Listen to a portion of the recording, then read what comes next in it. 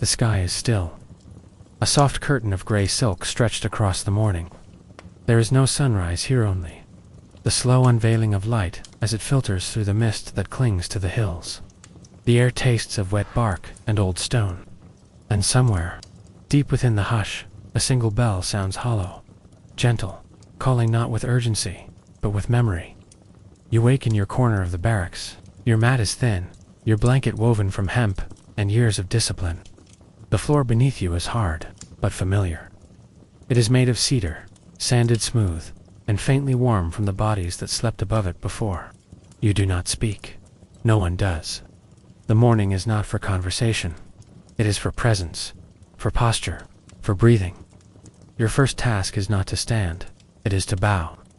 You sit up slowly, facing east.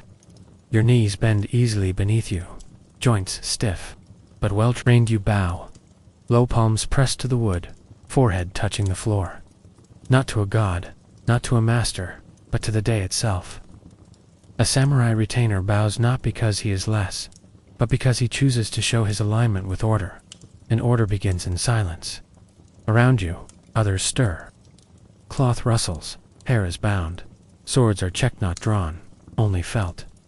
Each man moves without speaking, like ripples in still water.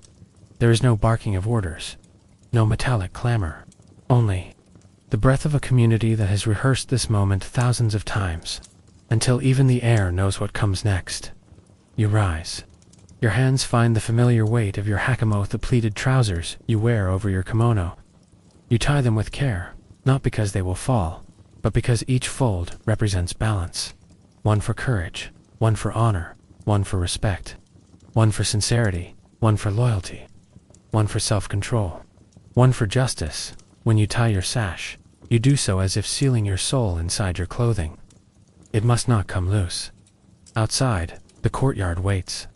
Rain from the night before still beads on the flagstones. Tiny puddles reflect the rooflines of the castle in soft flickering shapes. You step carefully between them. A retainer does not splash. Even the earth deserves respect. Your first duty is to the garden, not because you're a gardener, because you're alive. The moss must be raked, the stones repositioned, the cherry blossoms, fallen and wet, must be gathered. You move with slow purpose. Broom in hand, sleeves tied back, the mist dampening your hair. The sound of the broom is soft, like pages turning in a book no one reads aloud. You are not cleaning, you are meditating. The gravel path becomes a scroll. Your rake, a brush. Your breath, the ink. You do not notice the others watching you. They are not judging. They are remembering what it means to be deliberate, to move without waste. An hour passes, or perhaps more. Time flows differently when your body is aligned with your mind. When you finish, you bow once again, this time to the stone lantern that stands at the path's edge. It has seen centuries of hands like yours. It remembers every retainer who stood where you now stand. You turn. You walk to the well. You do not speak. You pour water over your hands. You rinse your mouth. You bow once. Cleansing is not for dirt. It is for thought. The breakfast bell sounds no louder than a flute. Note across the air. You step into the dining hall. It smells of rice, fish, miso, and firewood. You sit in silence. Food is already portny. Small bowls, lacquered in black and red dot. You pick up your chopsticks. You do not eat first. You wait. Across from you sits an elder retainer. His hands are scarred, but steady. His movements slow, but unshaken. He nods once. That is the blessing. You begin. No one chews loudly. No one speaks of the meal. The food is not a feast. It is fuel. It is discipline boiled into grain and broth. Each grain of rice is sacred. Each sip of tea, a breath toward center. When the bowls are empty, you do not rise immediately. You place your chopsticks parallel across the top. You bow. You rise. You leave the room exactly as you entered. Next comes weapons practice, but not sparring.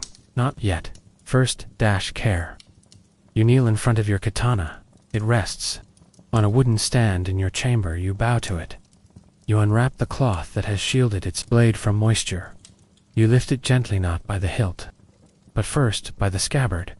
You inspect the lacquer.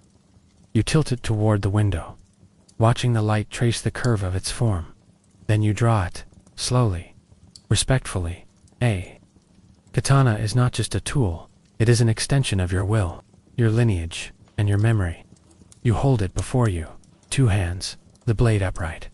Your eyes lower, not out of fear, but humility. You wipe the blade with oiled cloth, you polish. Not for shine, but for clarity. A clean blade does not reflect the world, it reflects your own focus. When it is finished, you return it to its sheath, with a breath that feels like a closing prayer. Only now do you rise and walk to the dojo inside. The wooden floors are warm from the sun. Strips of light pour through the windows, illuminating the dust that hangs in the air like forgotten spirits. Your instructor stands at the far end. He says nothing. He bows.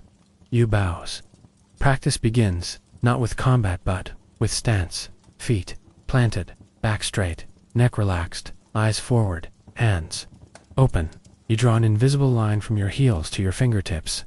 This is called shizentitha, natural posture. And you hold it for minutes. Then more muscles ache, but you do not move. You are learning to stand, not physically, but spiritually. Then the movement begins. Slow, measured, cuts, drawn from the air like ink strokes, up, dot down, dot left, right, each angle precise, each gesture memorized. You do not fight, you carve space. You do not win, you end conflict before it begins. Sparring follows, but even now, no one yells. No one jeers. No one jeers. You and your opponent bow. He raises his wooden sword. So do you. The first strike is fast, but not wild. It is contained, as if both of you remember, you are not here to harm, but to train. The duel ends before it begins. 3 strikes. A bow. A lesson. You rotate partners. You sweat through your layers. But not from chaos, from rhythm, like breathing, like prayer. When the sun reaches its highest point, practice ends. You bow again. You thank your partners. You retreat to the shade of the cypress trees near the wall. You sit. You drink tea. And for the first time, you hear the world, wind through bamboo. Birds nesting in the rafters. The distant splash of a koi beneath the surface of a still pond. And your own heart quiet, now slower. Calm, alive. The afternoon is for service. You assist with repairs. You mend a thatched roof. You gather reeds from the river. You polish the sandals of your elder. You do not speak unless spoken to. When you do, your voice is quiet, measured, warm. A retainer is not a warrior of rage. He is a wall strong, still enduring. The child of a servant runs past you. Laughing she trips. You catch her. She bows in apology, you bow in return. The world rights itself. Evening arrives with no fanfare. A single gong sounds from the top of the tower. You bathe in the spring beside the garden wall. The water is cold, but it sharpens you. You breathe it in. You rinse the day away, not just the sweat, but the ego. You dress in simple robes. You walk to the hall again. Dinner is smaller, quieter. You eat with gratitude. You listen as the elder tells a story, not of battles, but of restraint, of a time he waited in silence beneath the castle stairs, for 3 days before drawing his blade, of how victory sometimes means not lifting the sword at all. You nod. You understand, or at least, you want to. The sun falls behind the hills. The sky turns the color of ash and plum. Wine. You return to your mat. You kneel once more. You bow again. You lie down. Your hand rests on your sword, not for violence, but for familiarity, like the edge of a thought you hope not to forget. You breathe, in, out, in again. The night comes gently. No dreams yet, only rhythm, only stillness, only the faint rustle of the wind between the pines and somewhere beyond the castle wall. A bell rings again. Not far, but not near. It echoes between the rooftops, gently colliding with the silence, then dissolving into it. A bird answers just one call, then nothing. You do not open your eyes. The bell is not for alarm. It is for presence. You lie still on your mat. The shape of your sword rests beneath your hand, just as you left it. The fabric of your blanket is cool with morning. The barracks are quiet. Still, breath rises and falls all around you, the soft chorus of disciplined sleep. No tossing, number, muttering. Even in dreams, the retainer observes his training. But you are awake, not startled, not summoned, simply aware, and that is enough. You sit up slowly. The wood floor greets you with its steady chill, a whisper through the soles of your feet. You bow toward the window, toward the light that is just now beginning to form along the horizon. The world outside is gray-blue, the color of smoke and river stone. Fog still clings to the slopes of the garden. Lanterns hang unlit, pale shapes in the gloom. You dress the way you always do, layer by layer. First the underrobe, then the inner kimono, then your hakama. Your hands move from memory, not thought. You tie your sash. You knot it with care. You pause, and you bow. Your first conversation of the day is not with a person. It is with your clothing, with your posture, with the air that surrounds you and waits for you to step into it with intention. You slide the door open. It doesn't creak. It was built not to. The architecture respects the silence, just as you do. You step out into the corridor. The paper walls glow faintly with the approaching day. No one speaks. You pass another retainer. He bows. You return it. Your eyes do not linger. Recognition is brief. Respect is constant. Your destination is the same as yesterday and the day before. The armory courtyard today is inspection. You arrive early, but not first. Others are already standing in quiet rows, armor set before them in neat configurations. Lacquered plates, leather straps, helmets polished to a dull sheen that catches the morning light like soft breath on metal. You kneel. You unpack your armor. Piece by piece. You lay it out. Each component has a name, a story, a place. The D, your chest plate. The SOD, your shoulder guards. The coat armored sleeves. The high-date thigh guards. The Suniachin coverings. And finally, your kabuto, the helmet. You do not think of these as defenses. You think of them as commitments. Each part is a promise to your lord, to your clan, to your ancestors, to the child you once were, who first picked up a wooden sword and whispered the word samurai like it was a secret spell.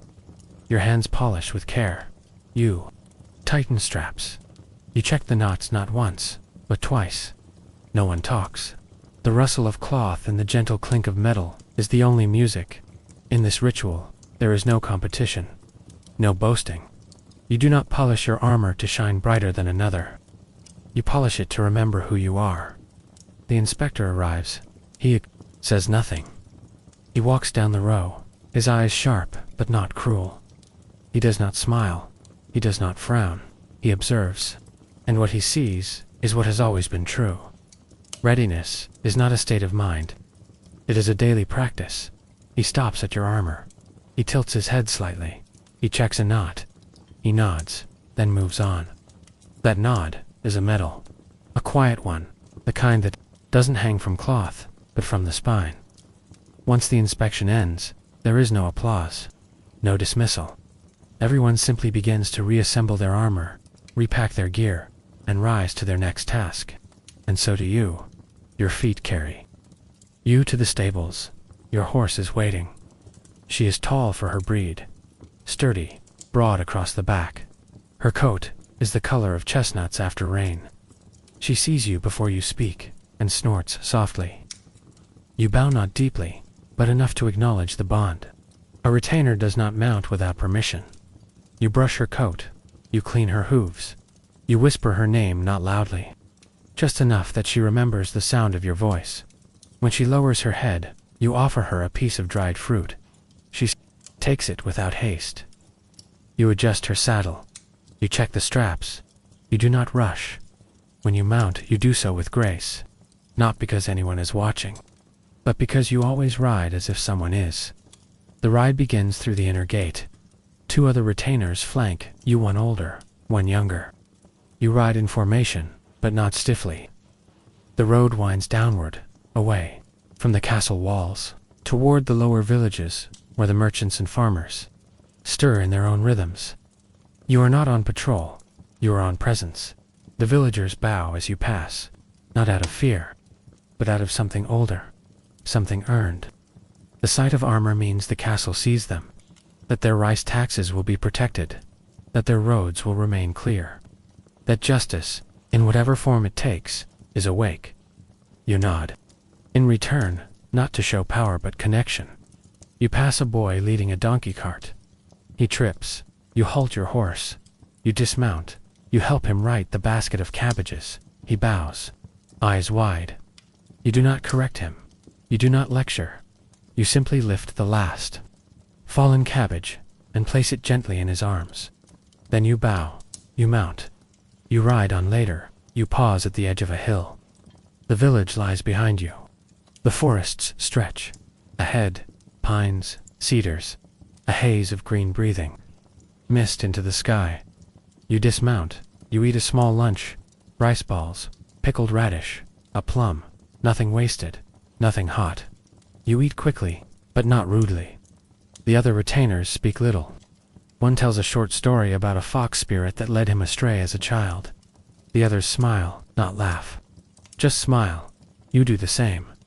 When the last grains are gone, you drink from your canteen. Then you mount again. Your horse snorts, as if agreeing. The trail narrows. The forest accepts you. Within the woods, there is a shrine. It is small. Carved into a rock face, moss creeps around the base. The offering box is weathered, but the paper charms tied to the branches above still flutter. Even in the stillness, you dismount again. This time, all of you do. You kneel. You light incense. You offer coins. You bow, not in prayer, but in remembrance. For those who fell in silence. For those whose names are no longer spoken, but whose blood flows in your veins. The shrine smells of cedar, smoke, and wet earth. You stay longer than needed. No one rushes you here. Time belongs to something older than schedule.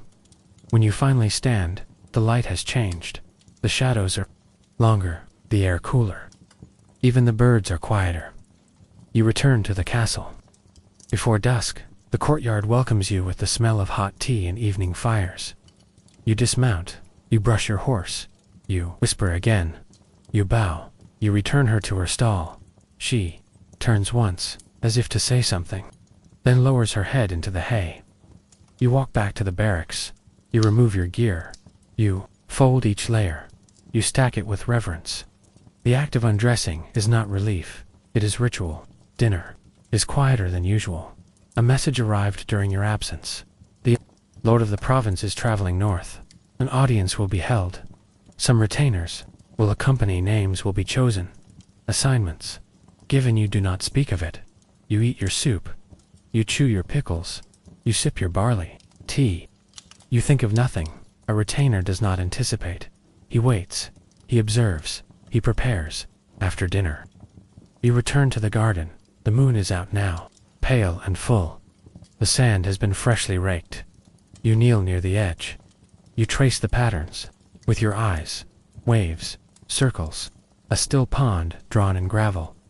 The elder retainer sits nearby. He does not speak, but after some time, he reaches into his sleeve and hands you a scroll. You take it. You bow. You do not open it. Not yet. Some lessons must sit before they are unrolled.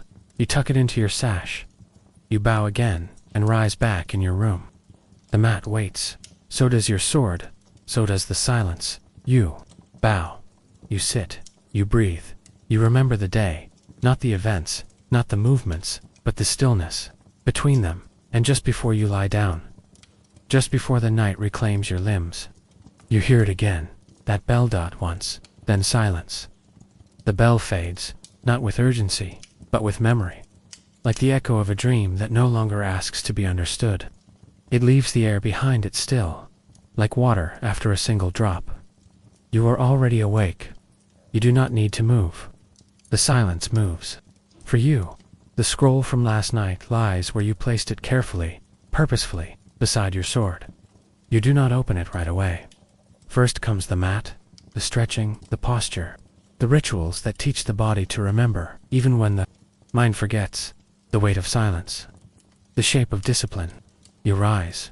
The barracks breathe as one. A handful of retainers rise with you. No one speaks. It is still too early for orders. Too early for sound. You dress not out of habit, but out of clarity. You fold each layer with intention. The inner robe, the outer wrap, the tied sash. There is no mirror. Only your own eyes. Only your reflection in the blade. It has not changed. And yet, it always does. You light a single stick of incense, not for fragrance, for direction. The curl of smoke marks the air, moves like thought, lifts like memory. You, Bodot. Then you open the scroll. The characters are precise, flowing but firm. Ink that still glistens faintly in the morning light. It's not a command. It's not a poem. It is instruction, short lines, ancient teachings. You read slowly. When a man moves, he should not disturb the wind. When he waits, he should not disturb the silence. The sword does not ask permission. It only follows the body that remembers. How to wait. You read it twice, not to understand it better, but to let it settle. There is no conclusion, only direction. You fold the scroll, tie the ribbon, you breathe once, and step into the morning. Outside, the castle is different, not changed, just dressed in another kind of light. The sun has risen, but not brightly. It filters through the thin mist, like rice paper behind a lamp. The walls look older, wiser. The gravel paths glint with dew. The old gardener is already sweeping. His broom is older than some of the retainers. He does not look up. He knows you are there. You bow as you pass. He nods. There is no age between you. Only roles. Only purpose at the edge of the barracks. A name is read. Yours. You pause. You bow. You are selected for the procession today. The Lord leaves the castle. Only a small escort will accompany him. Not warriors in formation. Not soldiers in armor. Just retainers in quiet clothing. With polished sandals and strong backs. You change garments. Dark. Blue dot. Wide sleeves. A crest embroidered over your heart. It is not your family crest. It is his. And that is enough. The procession is slow. Deliberate. The path winds down from the high castle road to the river crossing. You walk beside the Lord's litter, carried by 4 men, with knees like bent reeds. He does not speak. He watches the trees. The way the light falls between them. The soft crunch of earth under wood behind you walks the scribe. A boy no older than 15, holding scrolls against his chest like they might escape. His hair is perfectly combed. His face, unreadable. In front, 2 senior retainers walk side by side. Their hands rest calmly over their blades. You walk in rhythm, each step not measured by force, but balance. The path does not rise. You do not lean. The wind shifts. You do not shiver. Even the birds seem quieter today, as if they too have learned respect at the edge of the river. A ferry waits, a small platform, flat, silent. You step onto it, without a sound. The boatman says nothing. He bows. He pulls the raft across the water, like he's part of the current. You glance toward the other shore. Rice. Paddies. Open fields. A stone path climbing into distant hills. A village waits there. The Lord's visit is unannounced. That is the point. He travels not to be seen, but to see. You glance once at his face. Still calm. Not proud. Not indulgent. Simply present. The kind of presence that cannot be ignored. The fairylands. You step off first. Eyes scan the road. Nothing moves. No danger. Only routine. The village appears slowly, as all villages do first. A rooftop, then a bark of a dog, then the whisper of feet on packed earth. A child stares from behind a gate. Her mother pulls her gently inside. You do not mind. You were once that child, and maybe still are. At the village shrine, the procession halts. The Lord disembarks. You do not help him. He does not ask. He walks slowly up the narrow stone steps to the shrine gate. There, a priest waits, older than the wind. His robes are faded, his sandals patched with thread. He bows deeply. The Lord bows back. The shrine is not large, just a wooden post, a fox statue with one ear missing. and a row of wind chimes that sound like the beginning of a question. He offers incense. You do not watch. You kneel at the base of the stairs. The others do. The air shifts. Something sacred, something still. After the offering, the Lord turns. He says nothing. You rise with him. The priest offers a small bundle, wrapped in rice paper, tied with thread. The Lord accepts it. He bows again, then turns back, toward the road. No discussion, no speech, only the quiet sound of sandals. Against earth, the procession moves again. You eat beside a field. No feast, no servants, just rice balls, salt, dried plum, and a cup of tea passed from one hand to the next. The Lord eats with you, not near you, with you. He sits on the same cloth, drinks from the same kettle.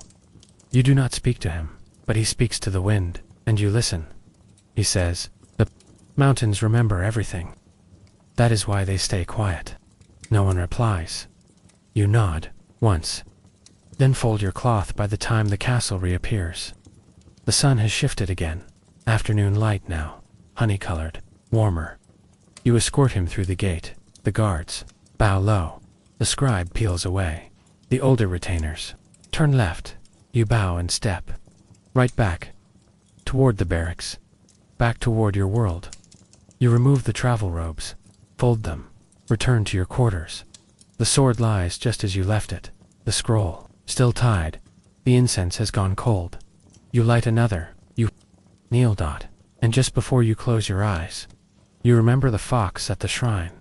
The missing ear. The way the chimes didn't stop after the wind left. You bow again, to memory, to silence, to the next step, which begins even now. The candlelight flickers, but does not go out. Outside, the wind has softened. Not disappeared, just changed shape. Now it wraps around the eaves like a silk cord, rather than a whip, whispering along the paper walls, as if to remind them it knows. Their edges inside. The room remains still. Stillness is not silence. It is sound with intention. The soft rasp of rice straw under bare feet. The distant rustle of robes. The weight of a single breath, drawn without rush. You sit quietly, the incense curling beside you in a line too delicate to measure. A page lies open in your lap, hand-copied teachings of the old masters. Not a strategy, not a battle plan. A letter, written a century ago by a retainer, much like you. To no one in particular, and yet, to you. The edge of the blade is not sharpened by the hammer, but by the pause between strikes. You read the line again, and again, then fold the page shut with reverence. The morning's task was escort. The afternoon's is reflection.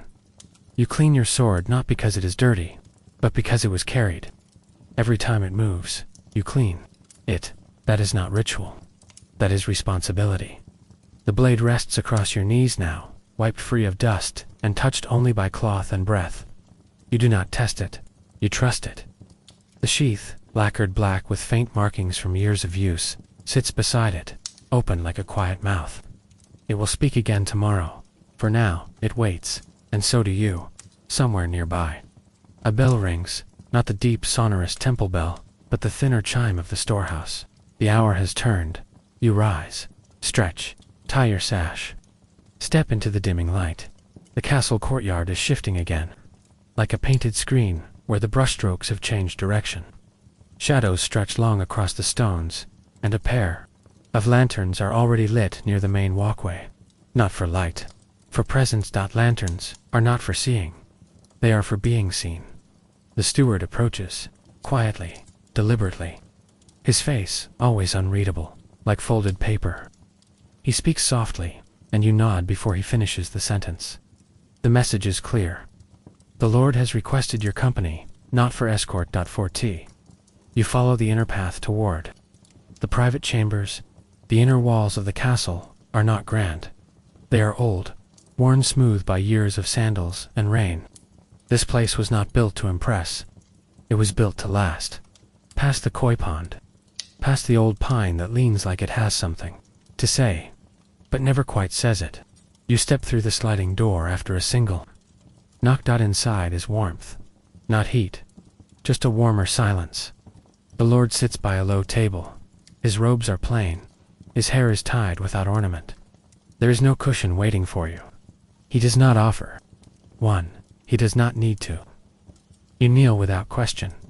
A servant pours the tea, not into fine porcelain, but into clay.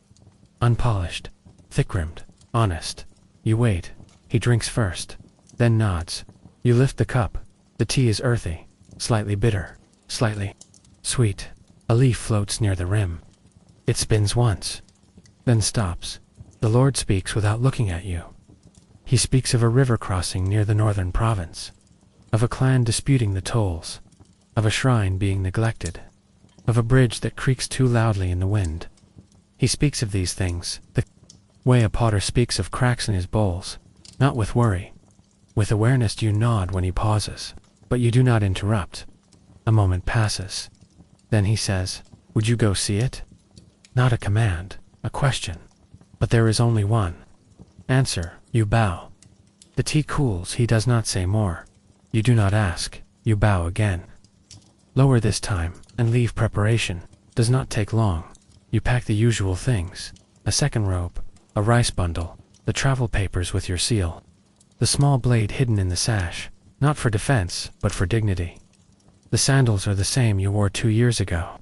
Still good, still silent. You sleep early, you rise earlier, before the bell. The moon is still visible when you saddle your horse. A brown mare, steady-footed, indifferent to rank or reputation. You stroke her mane. She blinks once, then begins to walk, slow and sure, like this is the only thing she knows. You do not take the main gate. You slip out through the side path. No one sees you leave. That is the point. The road is narrow, but known. Dirt packed firm by generations of feet, it bends alongside. The river like an old conversation. Each step of the horse is familiar. Each twist of the path, memorized. You ride without thinking. That is not laziness. That is trust. Mid-morning. You pass a farmer carrying turnips in a straw basket. He bows without breaking stride. You nod once. Midday, a shrine small, shaded, with moss between its stones, and a bucket of fresh water resting beneath the offering shelf. You, dismount. You bow. You drink. You leave a coin, though no one is there to see it. The gods prefer quiet. Gratitude, not ceremony. You reach the river in the late afternoon. The crossing is as described, but swift, no bridge. Only a rope stretched between two banks, and a flat raft with a boy pulling it back and forth by hand. You wait. The boy approaches, barefoot, hair stuck to his cheek. He says nothing, only holds out his hand. You give him a coin. He nods. You step aboard. The horse steps beside you. The raft shifts. The boy pulls. Water slaps against the side like slow applause, halfway across. The wind picks up. The horse snorts. You rest your hand on her neck. She calms. The boy does not look up. He has done this 1,000 times. On the other side, another village. Dustire, quieter. One street. A well. A shrine half burned but still standing. A dog that does not bark. An old man points toward the shrine before you. Ask Tot, his hand shakes. His eyes do not. You bow, you follow. The shrine is not abandoned, only forgotten. Its gate leans, its roof sags. Inside, someone has placed fresh flowers, peach blossoms, out of season. You kneel, not because the building deserves it, because the memory does. The incense is cold. You light a stick. You light a stick. You bow. You whisper the Lord's name, not loudly, not in reverence, just enough to let the wind carry it. Then you rise and begin the second. Part of the task, you ask questions, but not with your mouth. You look, you listen. You walk past the old granary, past the tax ledger hung crooked in the clerk's hut. You see the wear on the carts, the sag in the wheels, the blankness in the shopkeeper's face. You learn more from what isn't said than what is. You stop a merchant as he unpacks salt. You ask one thing. Do the tolls change by season? He hesitates, then nods, too quickly. You nod back, thank him, and keep walking. You eat that night beside the inn's back wall. Not inside, not because you are forbidden, but because the wind is quieter here. The rice is cold, the fish is dry, the miso is thick. You eat it all. Not because it's good, because it's enough. You sleep beneath a sloped roof where the rain gathers but does not fall. You dream of rivers and peach blossoms and gate that never opens. Morning again. You rise, you walk. The same road back, but slower. Not from fatigue, from purpose. You have seen enough. You return without fanfare. The mare walks beside you. Loose reins. She trusts the road more than your hand. That is fine. 2 days later, the castle appears again through the trees. You enter through the side path. You stable your horse. You wash your face. You fold your robe. You kneel. You wait. The Lord receives your report in the garden. He does not sit. He walks. You walk beside him. You speak 3 sentences. He does not answer. Then says only this: thank you. Then he walks away. You bow and return to your quarters, where the blade waits, and the incense waits, and the paper waits. You pick up the brush. You begin to write. Not to be heard, but to remember. Not the river, not the toll, not the shrine, but the silence, the stillness, and the path between them. The brush is still damp. You set it down beside the inkstone. Black flecks still floating on the surface, like shadows too light to fall. The parchment is almost dry. You do not blow on it. You wait. Some words deserve to settle on their own. Outside, the air has changed. You hear it first in the birds. Fewer, quieter. The way they pause between calls, as if listening for something. Then in the wind, brushing the outer paper walls, dragging its sleeves along the edges of your chamber, like it's trying to remember which season it is. You step outside.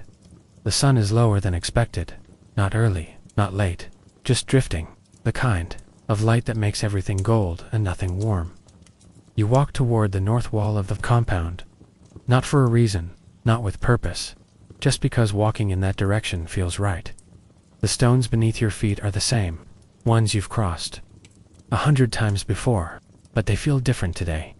Firmer, quieter, like they're listening. K. Gardner is kneeling near the gate. He does not look up. His shears are old. His robe is patched, but the line of his pruning is perfect. The tree bows under his care. Not from age. You pause, bow slightly. He does not respond. He does not need to. This is conversation. Enough near the edge of the grounds. The bamboo grove sways slightly. It creaks in rhythm, like an old door that refuses to close all the way. You walk. Among them, the stalks taller than a spear, their shadows falling like stripes across your robe. You pass under them without a sound, not because you are stealthy, but because they allow it. At the center of the grove, you find the old stone basin, empty, but damp. Someone came before you. Did not stay long. You bow toward it anyway, not to honor it too, acknowledge it, that it has been here longer than you, and will remain after you. When you return to your quarters, the message is waiting, folded, sealed, left on your mat, like a prayer. Someone forgot to whisper. You open it without ceremony. The script is familiar. The steward's hand, short, terse, clear. Travel east. Join the envoy departure at sunrise. No further details, none needed. You read it again anyway. Then fold it twice. Set it near the brazier and light the corner until the flame takes the whole thing without smoke. Ash flutters, then vanishes. You spend the evening in readiness, but not packing. You know what you'll need. You already carry it. The short blade is polished. The sash, RETIED. The waterskin checked. The coin pouch rests quietly beneath the folded sleeve. You do not count it. You will use it only if necessary, and in the retainer's path. Necessity is rare. Instead, you sit near the candlelight and brush another line on parchment, a note, a name, a proverb. It's unclear which, but it fills the space, and then it is time to sleep. The dreams are quiet, mostly wind, and footsteps you can't place, and a stringed instrument you haven't heard in a long time. You don't wake with a start. You wake with certainty. The sky is not yet bright, but the stars are pale. The hour is correct. The air is cold, your hands are steady. You dress with no sound. Step through the threshold. With no farewell, the compound does not see you leave, but it remembers at the eastern gate. The envoy is gathered. 4 men, 1 cart, 2 horses, 1 banner, you recognize. None of them they recognize you. No one speaks. The steward nods once, barely perceptible, then turns away before the gate opens. You mount. The path begins. The wheels creak like reluctant elders.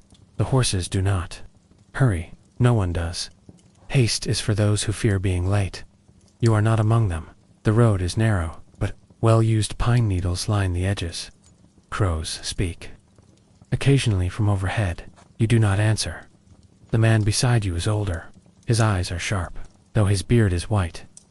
He does not introduce himself, but his silence is formal, not cold. You nod to him once, and that is enough. The envoy moves like a reed on a stream, barely parting the surface. You pass hamlets, fields, children who do not, wave-dot old women who do. Each moment folds into the next, without edges. At one point, a peddler offers dried fish and salted plums from a cart. You buy none. You do not need them.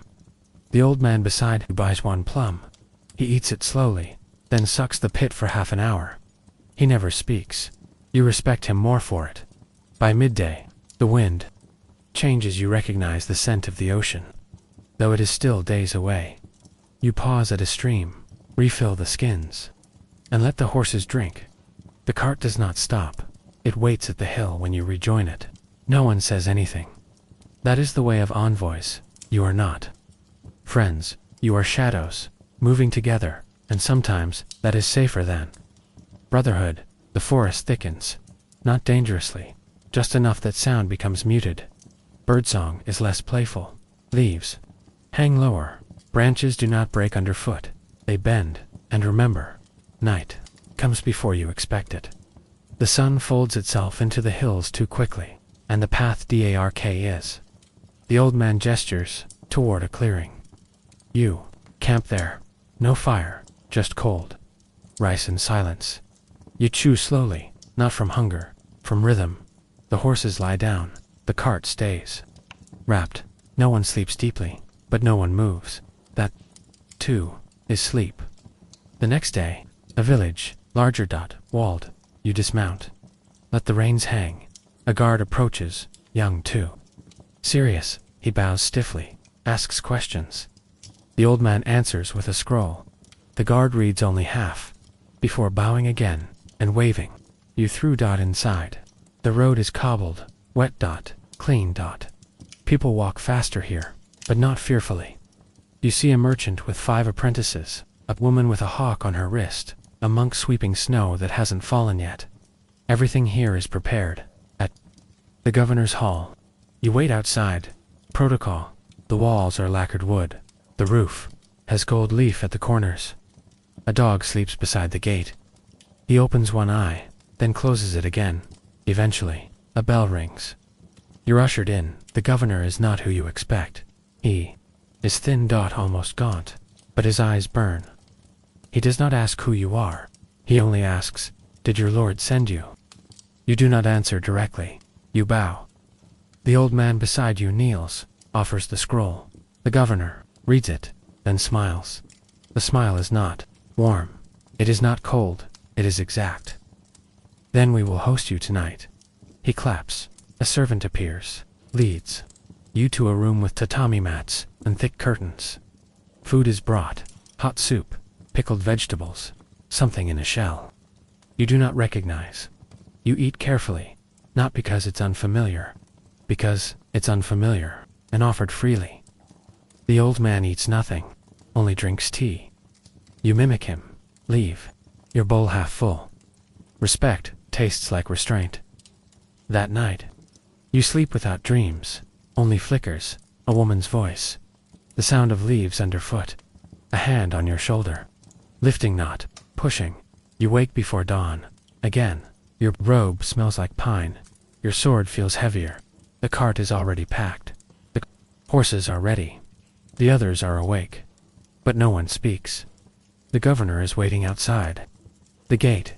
He nods once. No smile now. Give your lord my regards, he says. Then he turns away before you bow. He does not watch you leave, but the walls do you. Ride east again, still farther. Still silent, because this mission is not over, and the story has not ended.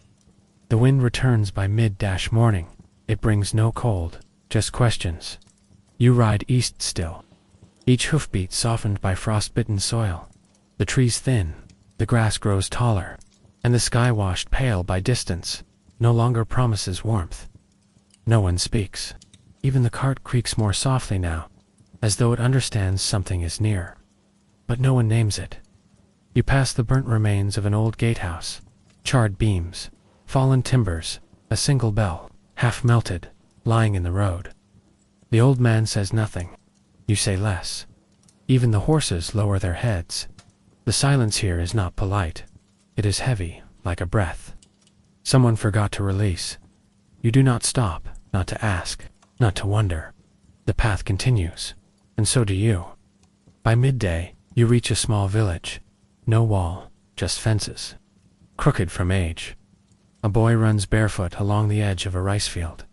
A woman carries water in a bucket that's cracked, but still serviceable.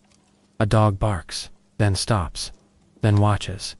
Everything here is tired, but nothing is broken. The old man dismounts, walks toward the headman's house without knocking. You stay behind. A child offers you a persimmon. You bow, accept it with 2 hands. You do not eat it. You tuck it into your sash.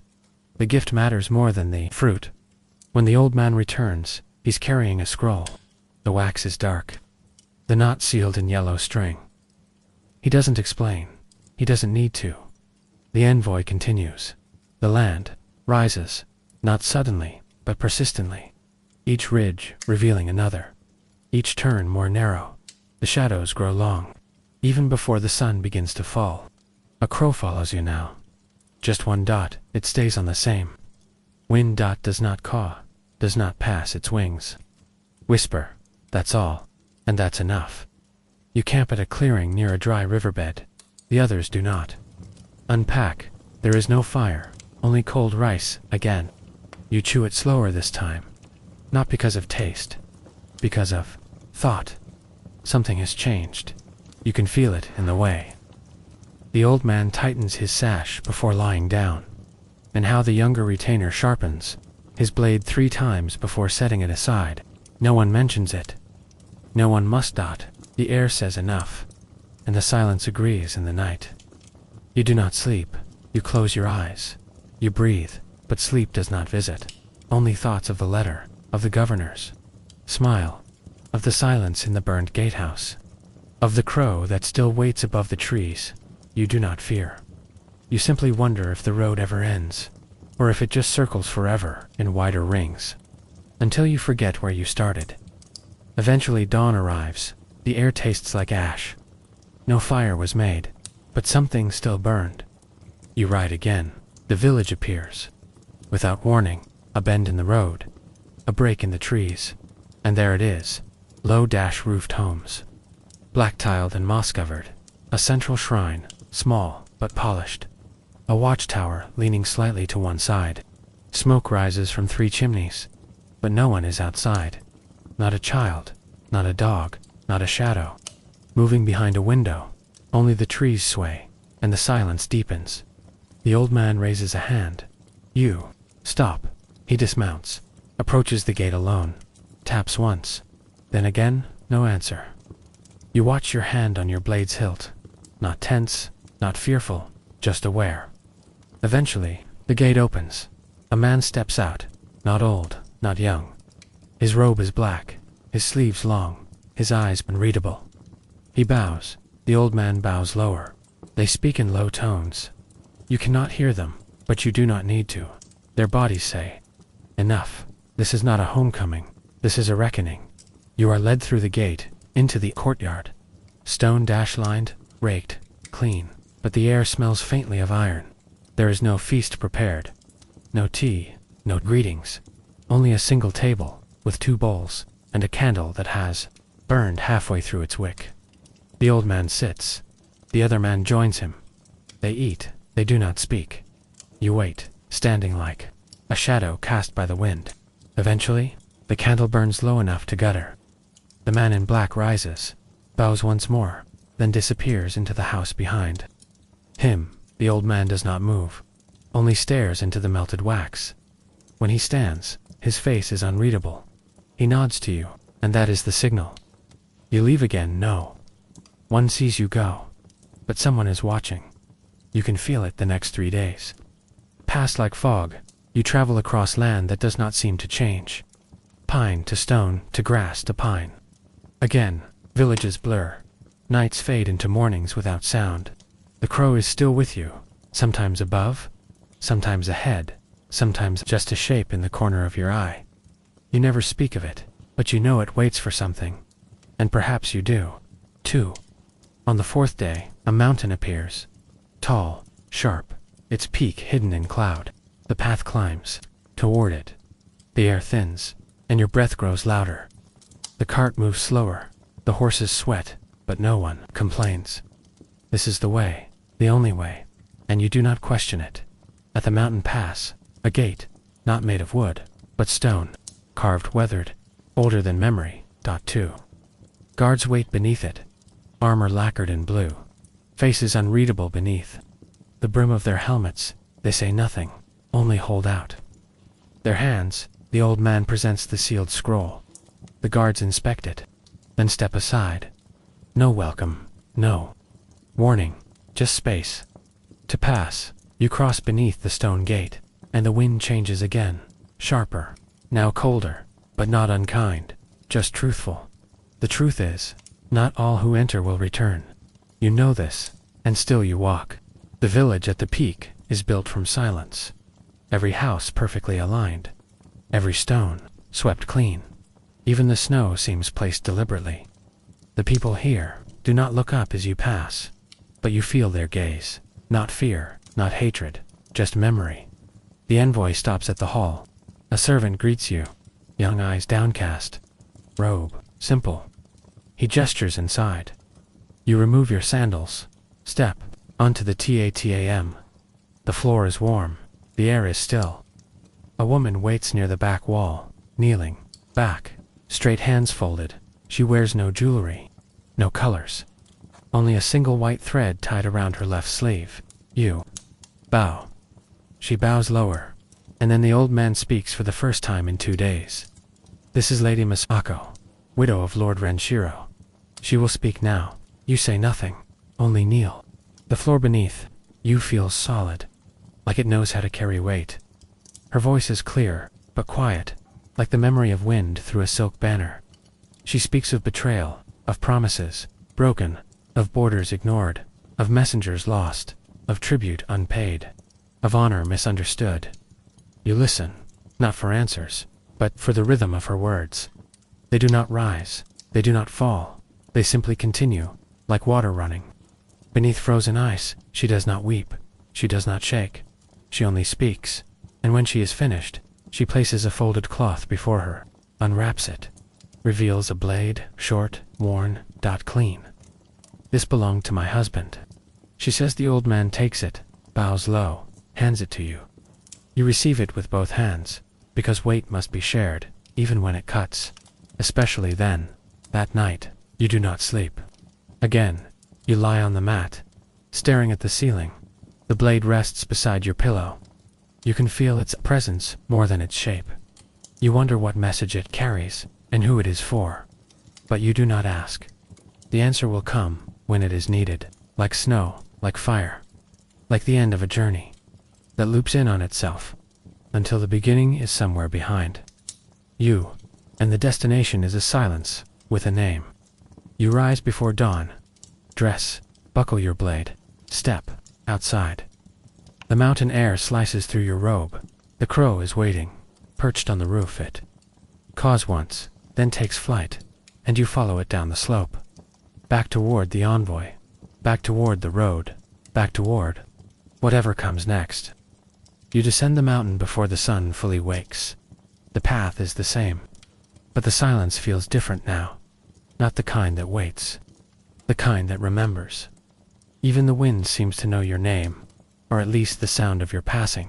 The crow circles once, then disappears into the clouds. The old man is already waiting at the trailhead. No surprise. He doesn't sleep, not in the usual sense. He rests with his eyes open, thoughts wrapped tight around names you will never hear. He does not ask about the blade in your sash. He only glances, and then nods, once. That is enough. The envoy moves on. The road down the mountain is slower, not because of slope or stone, because of thought. Every step is wrapped in the folds of Lady Masako's voice. Her words still hover, like incense. You replay them, again and again, searching not for meaning, but for weight. Something shifted in that room, something inside you, but you do not name it. Not yet. The villages blur past again. The Gatras, the boy with the persimmon, all unchanged, all slightly dimmer, like lanterns burning low before they go out. The others say nothing. Their silence is shaped differently now, less like habit, more like preparation. You match their pace. You match their quiet. You wonder if this is what growing into duty feels like putting on armor made of silence and old names. By nightfall, the river returns. Shallow now, its ice has cracked into sheets that drift lazily along the surface. You make camp without speaking. The horses know the routine, so do you. The blade lies beside you as you sleep. It does not hum or whisper. It simply is an object of clarity and consequence. You do not touch it. You do not need to. Its presence is enough to shift your dreams. You find yourself standing in Lady Masako's chamber again, though this time the room is filled with ash.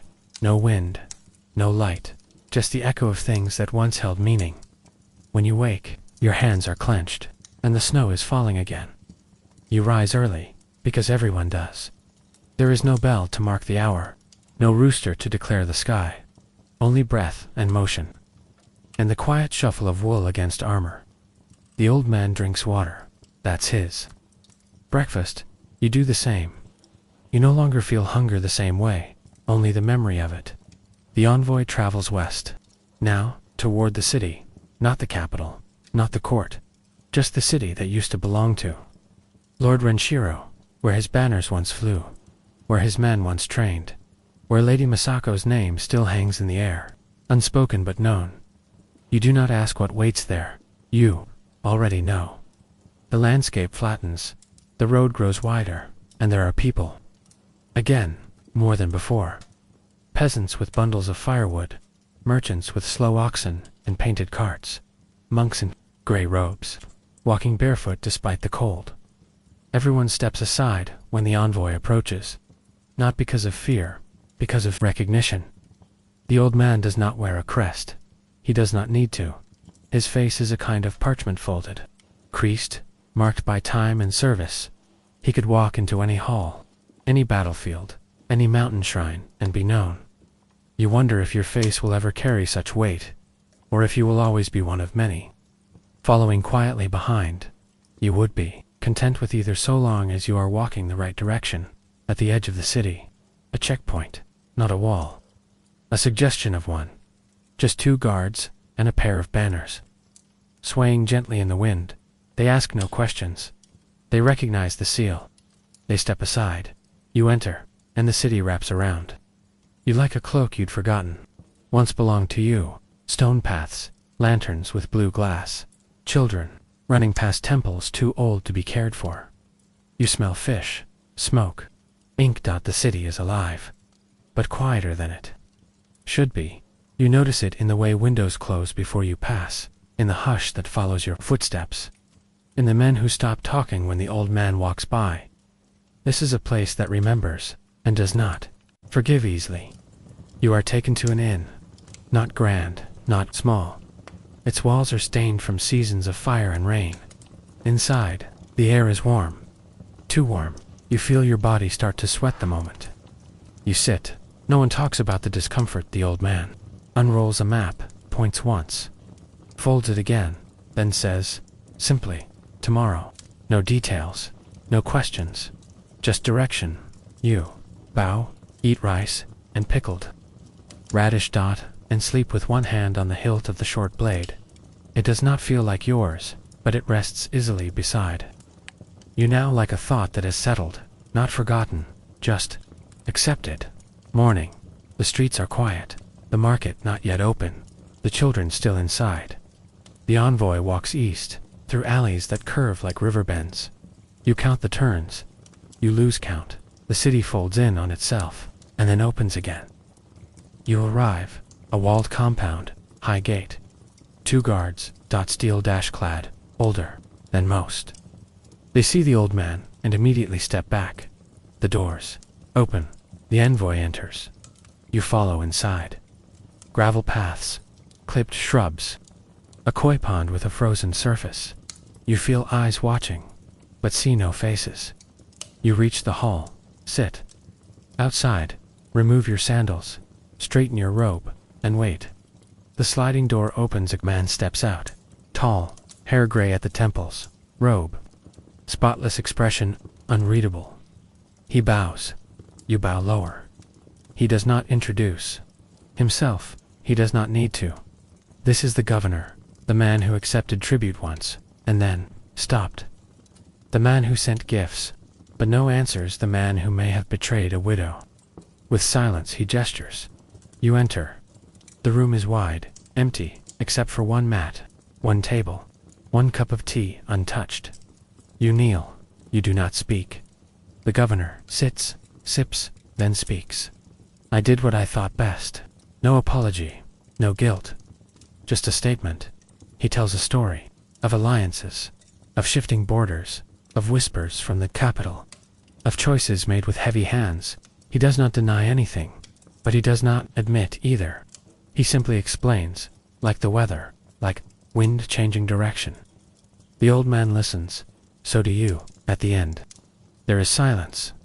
Then the old man places the short blade on the mat, wrapped in cloth, untied. Opened. The governor looks at it, does not move, does not speak, then closes his eyes. That is all. You return to the inn. No one says a word. The city is quieter than before, as though it already knows. The old man sits by the window, polishing his tanto with an old cloth. The younger retainer sharpens arrowheads. You sip miso from a wooden bowl that smells faintly of cedar. Outside, the wind picks up. A child laughs, then falls silent. Then a crow calls once, and you feel the story beginning to curl inward, like a scroll nearing its end. But not yet. Not tonight. Tonight, you sleep. Not because you are tired, but because something has been put to rest. Not resolved, but placed carefully in the dark. With a stone on top, so it will not rise again. The dawn does not come with light. It arrives with silence. Not the absence of sound, but the presence of stillness, as though the city itself is holding its breath. You rise with the others. There are no orders, no words, no gestures, just the sound of cloth rustling and the quiet scrape of armor being set into place. The old man stands by the window. Again, his eyes are closed. But you know he isn't sleeping. He is listening, for footsteps, for wind, for change. And when none comes, he nods, then moves, and the day begins. You exit the inn in single file. No ceremony, no procession, just 5 shapes melting into the fabric of the early streets. The sun is only a faint outline behind thin clouds. The marketplace is quiet, sparse figures, setting up stalls that may not open today. The scent of boiled rice and vinegar trails behind a woman carrying 2 wooden buckets. She does not look up. No one does. The path takes you east, past temples with curling roof tiles, past bridges that cross canals, still half frozen. The city has not changed overnight, but it feels different now, as if the air itself knows that something important has been decided, even if no one speaks of it. The compound gates are shut. Today, locked.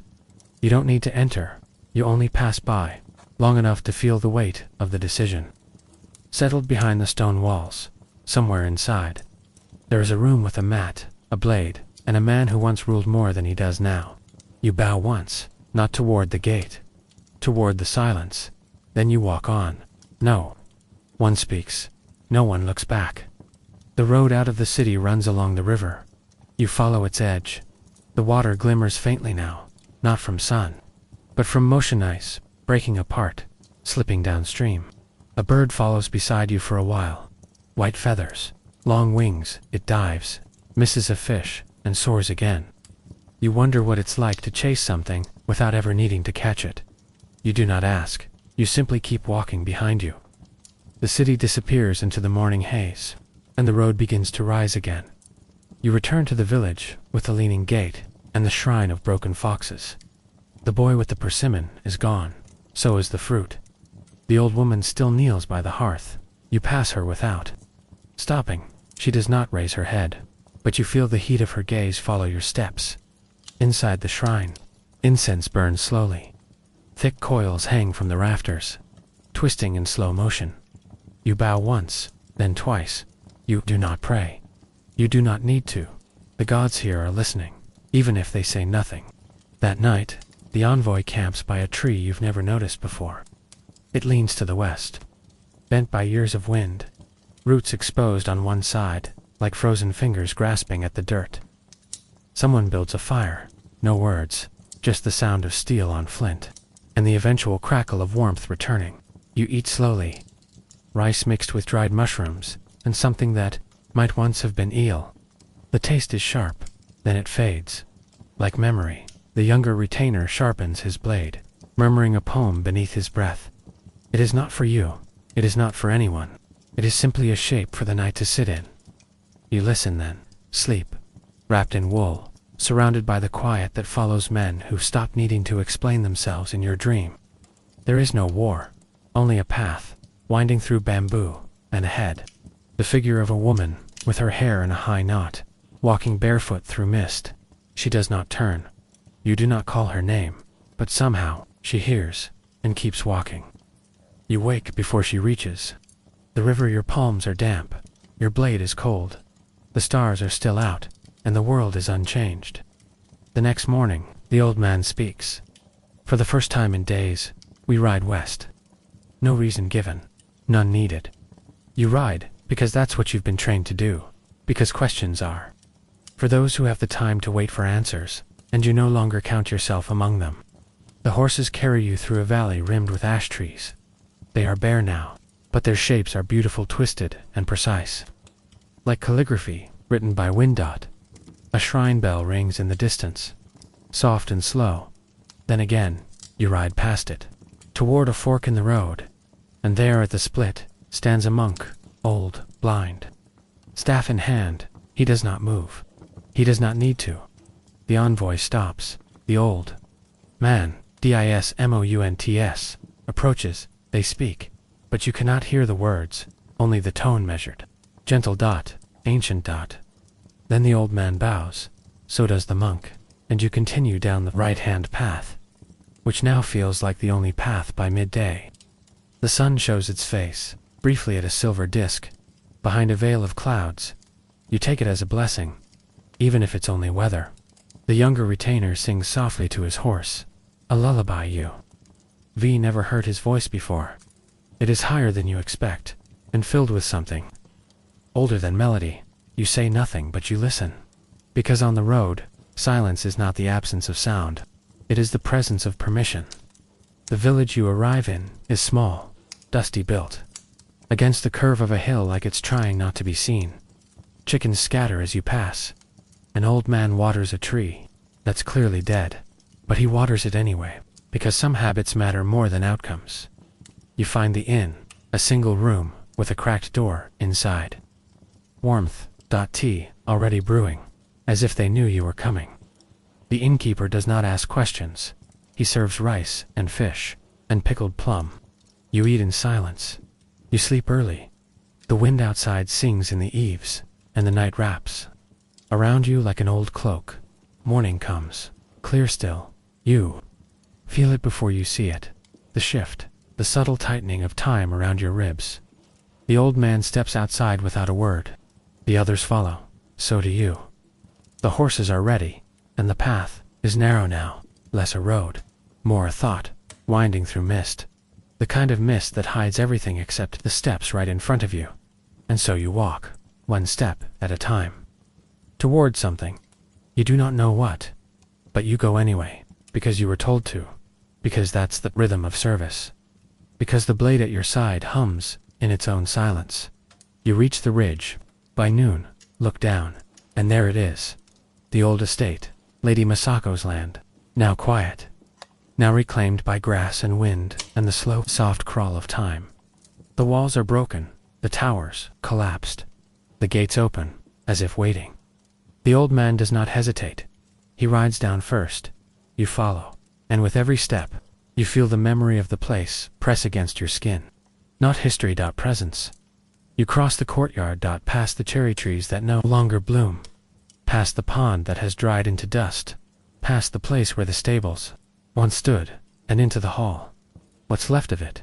The floor is cracked, the beams sag, but the space remembers, and so do you. The old man kneels, places a single candle on the floor, lights, it bows, then leaves. You remain, because something in you says, you must. You do not know what. Not yet, only that the silence here is the kind that asks questions, and waits for you to find the words. The candle flickers once, then again. Its light is steady, but its presence feels old, like a whisper borrowed from another century. The walls lean inward as if listening, and the broken floor beneath you creaks gently with the weight of your breath. You sit, knees folded beneath you, back straight, hands resting lightly on your thighs. Outside, the others wait, not because you ask them to, but because they understand something is being remembered in this place. Something that is not yet ready to be spoken. You bow once. Low. The way your old teacher taught you. The way your ancestors once bowed, when the world still held gods in every stone. And slowly, you begin to hear it. Not a voice, not words, just presence. The kind of knowing that wraps around your bones and presses gently behind your eyes. You do not cry, not here, not yet. Instead, you breathe. And the dust dances in the candlelight. You rise only when the flame has eaten half its length. Not because you counted, but because the silence had changed. It had become still, again finished. For now, outside, the wind is moving again. The others are already mounted. The old man gives no signal, but when he turns his horse west, you all follow, as if there were no other choice, as if the road itself remembered where to go. The sun is higher now, warm enough to melt the frost on your sleeves, but not enough to loosen your fingers from the leather reins. You pass through low fields of yellow grass, where birds dart between fallen fences and the ghosts of former boundaries. This land has changed hands many times. Each time, the names fade faster than the blood, but the fields remain unboughted, unchanged, and still waiting to grow something softer. At the edge of the third ridge, you stop. Below, a cluster of houses leans against a winding stream. Smoke curls from 2 chimneys. A shrine bell tolls once. Then again, the old man dismounts without speaking. You follow, together. You walk toward the stone steps that rise into the hills. There is no gate, just the sound of sandals brushing dust. At the top stands a wooden arch, weathered, unpainted, but whole. Beneath it, a monk sits cross-legged, eyes closed, palms resting upward like empty bowls. He does not speak, nor do you. The old man kneels before him, places something wrapped in cloth on the ground, then bows the monk, nods once, then returns to his stillness. And you understand this is not a meeting, it is an offering, and the mountain has accepted it. The temple lies just beyond, carved into the face of the stone, half hidden behind hanging moss and bamboo. It breathes, you can feel it, not with your skin, but with the weight in your chest that tightens with each step. You do not enter, no one does, not unless asked. Instead, you sit along the path, you wait, and slowly, the world begins to quiet. Even your heartbeat, even your thoughts. You don't know how long it lasts. Time folds in places like this, it forgets to count. But when the old man finally stands, the sky has already begun to pink. And you move again that night. You camp beside the water, a shallow stream that moves like a poem too soft to speak, too steady to ignore. You eat simply: steamed rice with wild onion, a sliver of dried fish, a cup of tea, dark as ink. The younger retainer hums something that could be a lullaby or a prayer. No one asks. The old man stares into the fire, unmoving. His hands are folded, his eyes distant. You wonder where he's gone, not in body and memory, and whether he'll return before morning. You sleep beside the stream, your blade wrapped beneath your arm, your face tilted to the stars. They do not move. They only wait, as they always have, as they always will. The next morning, there is fog, not heavy, not thick, just enough to make the world feel wrapped in linen, like the gods decided to cover their eyes for a while.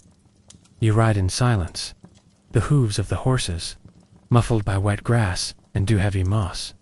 The road is gone now, replaced by intention. You ride not because of where the path leads, but because of where the old man is going, and that is always enough. By midday, you come to a gate. Not a city gate, a personal one. Old wood, iron hinges, a kanji, burned into the beam above it, weathered, but still visible. Endurance. The man who lives here is a former daimyo, once powerful, now forgotten. He left court 2 decades ago, after his youngest son died in a hunting accident. Some say it was an ambush, some say it was shame. He never spoke again. Now he tends a garden of stones, and watches the wind change seasons. The old man doesn't knock. He enters. You wait. When he returns, his face is unreadable. He says only one thing: mount up. And you do. Not because you understand, but because it's not your place to understand. Not yet. You travel southeast. The hills grow steeper. The sky lowers. By evening, you pass a row of torii gates, half swallowed by earth and time. One has fallen. You lift it, place it upright again, not because it changes anything, but because it does. The next village is empty, not abandoned, just quiet, like it's holding its breath. A single dog watches you from a rooftop. A rooster crows, then forgets why. The inn is open, but there's no keeper, just food left warming near a hearth, and beds already laid with clean blankets. You do not ask who prepared them. You only eat, sleep, and let the quiet wrap around you like a second skin. Sometime before dawn, you wake not from sound, from absence, the kind that suggests the wind has stopped on purpose. The old man is not in his bedroll, neither is the younger retainer. You rise, step outside. The sky is deep blue. The stars have gone, and there at the edge of the stream you see them. The old man standing still, the younger one kneeling, a blade between them, and silence. The kind that remembers you do not approach. You wait. The younger one bows once, then again, then a third time, and the old man draws his sword, slowly, precisely, not to strike, to teach. He moves with grace, deliberate, controlled. The form is old, one you haven't seen since training as a boy. You watch the movements unfold like calligraphy written in air. They do this until light begins to rise behind the hills. Then the old man sheaths his blade, turns away, and returns to camp.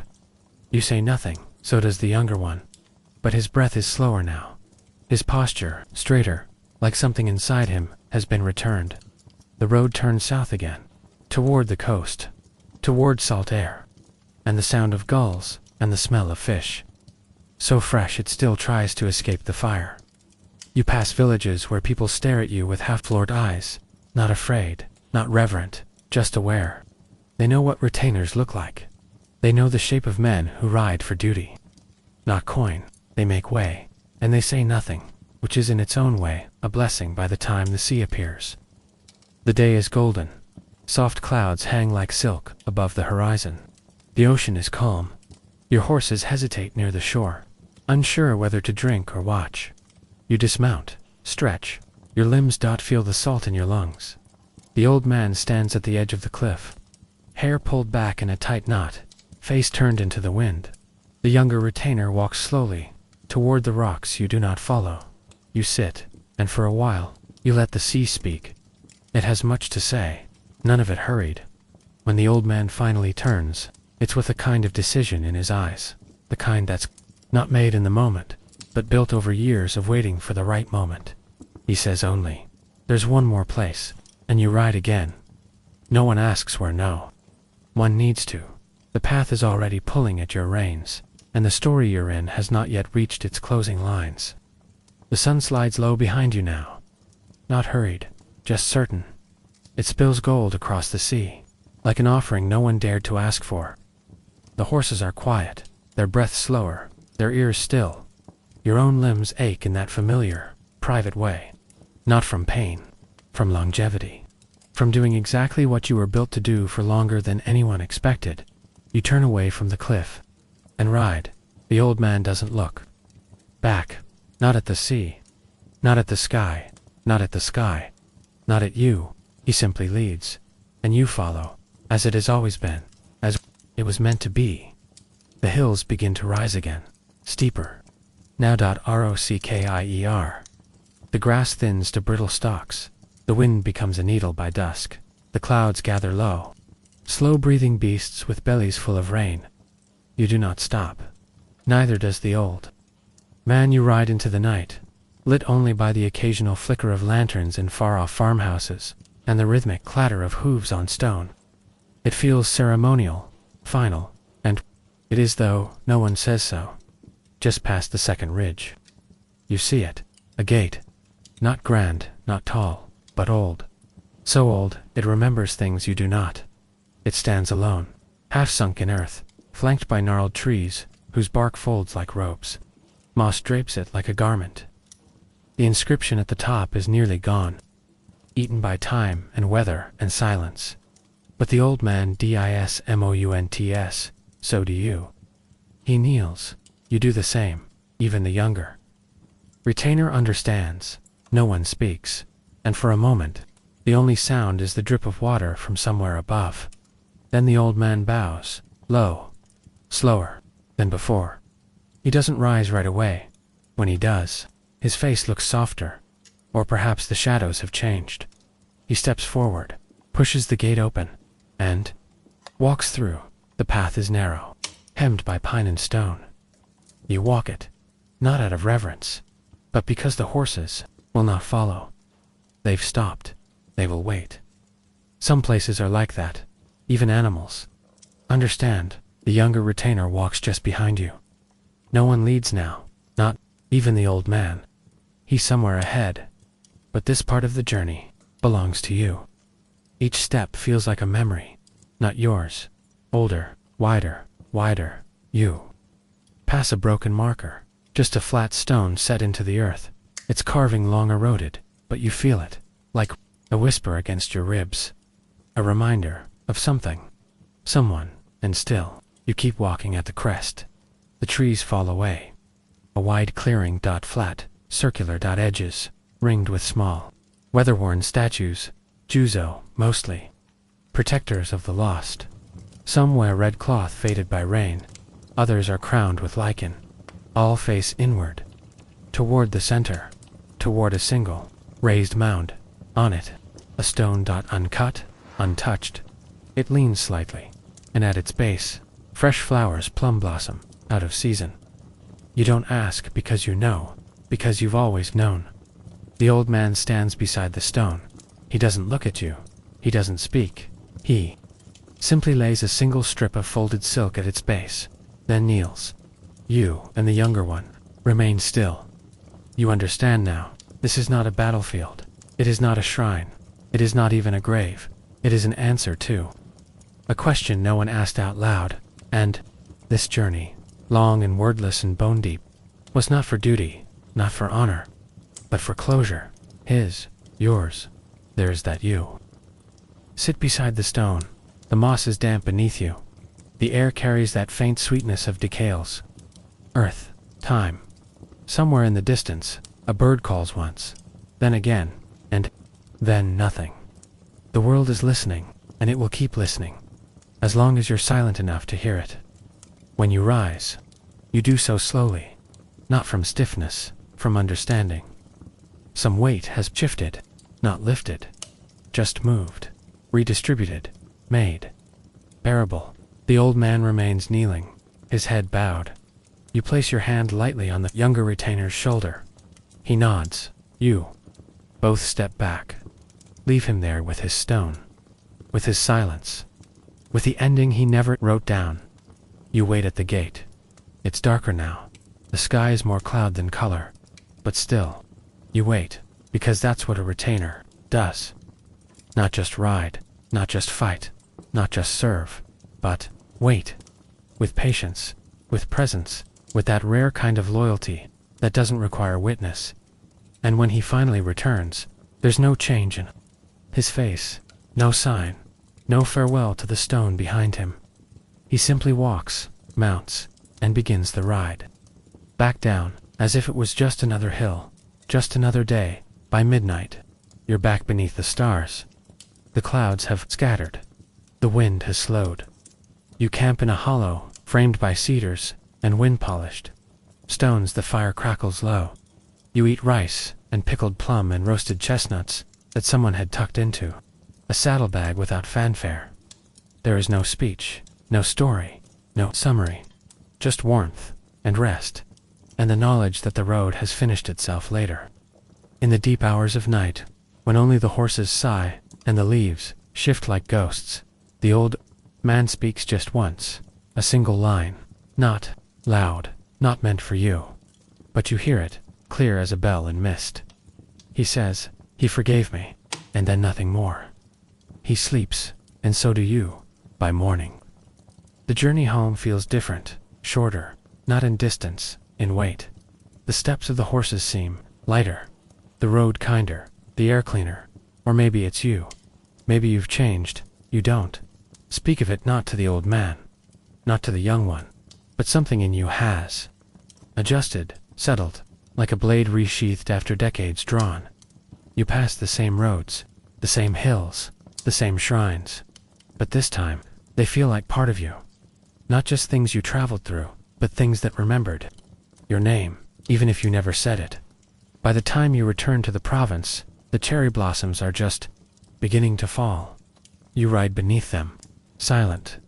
Petals drift down like old promises, soft, brief, unclaimed.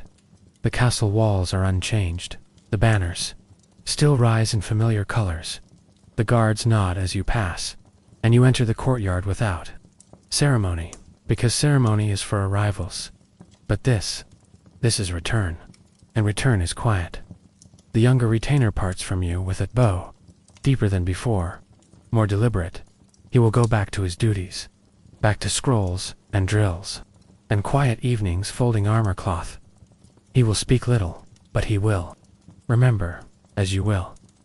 The old man remains on horseback for a moment, then dismounts with the same motion. He's used for 40 years, still precise, still controlled, still his own. He says nothing, just looks at you, and for the first time, bows. Not deeply, but long enough that it means something.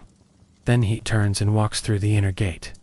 You do not follow, not because you are not allowed, but because it is not your place anymore. You understand that now. Some paths are meant to be walked alone, even at the end, especially at the end. That evening, you sit beneath the cherry trees in the far garden. The sun is soft, the air smells of cedar and ink and wood smoke. Somewhere, a bell rings to mark the hour, and you realize you are still, truly still. Not waiting, not preparing, just still, and in that stillness, something opens, like the slow bloom of a plum, flower in frost, and you let it. You no longer wonder if you served well. You no longer ask if you walked the right road, because the road was the answer, and it led you here too. Silence. To peace, to memory, wrapped in fabric and stone, and moss. You have carried blades, you have carried orders, but now, you carry something else. Something softer, something older, a history not written in ink, but in the lines on your palms, in the worn soles of your sandals, in the way you sit beneath a tree, and breathe without need of questions. The wind stirs, the branches, a petal lands on your sleeve, and stays. You do not brush it away. You simply watch it, let it remain. Let it be the last word.